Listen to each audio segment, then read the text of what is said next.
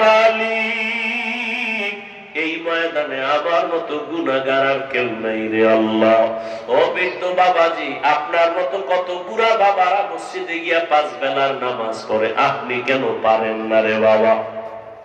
ও পর্দার আড়ালের মা বোনেরা, আপনাদের মতো কত মা কত বোন এখনো আছে, পর্দা করে, তাহাজ্জুদ করে, 5 ওয়াক্ত নামাজ পড়ে, স্বামীর মাল হেফাজত করে, মোবাইলে অযথা সময় কাটায় না। ও বোনেরা, মায়েরা, আপনারা কেন পারবেন না? এরে আম্মা জান, আপনাদের এত সম্মান, আপনারা নবীদের মায়ের মতো দামি মা, আপনারা খাদিজা রাদিয়াল্লাহু আনহার মতো দামি নারী, ফাতেমা রাদিয়াল্লাহু আনহার মতো দামি, আপনারা আয়েশা রাদিয়াল্লাহু আনহার মতো দামি। এরে আম্মা জান, আপনার কারণে একটা সন্তান ভালো হবে, খারাপ হবে।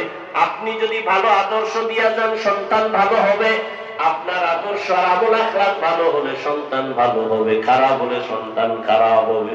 এরে আম্মা জান, সন্তানটাকে ডাক্তার বানাবেন, ইঞ্জিনিয়ার বানাবেন, প্রফেসর বানাবেন, কোরআন পড়াইয়া আদর্শওয়ালা বানায় যান, নামাজি বানায় যান। ওই সন্তান ডাক্তারি করবে, কোরআন পড়ে মা বাবার জন্য দোয়া করতে ভুলবে না। ওই সন্তান প্রফেসর হলেও মা বাবার জন্য কোরআন পড়ে দোয়া করতে ভুলবে না। ও মা বোনেরা, তওবা করে নেন।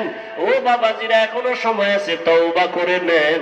ও বৃদ্ধ বাবাজি, ও যুবক বাবারা, আল্লাহর কাছে বলো রে মালিক, শয়তানের ধোকায় পড়ে গুনাহ তো কম করি নাই, আমার গুনার খবর আমার মা বাবা, ভাই বোন, আপনজন কেউ জানে না।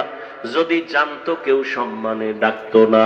ও আল্লাহ, আপনি কত দয়ার মালিক, আমার গুনার খবর দেখলেন, জানলেন, তারপরও সম্মানের চেয়ার থেকে ফালাইয়া দেন। আল্লাহ, আপনি সম্মানের জায়গা থেকে ফালাইয়া দেন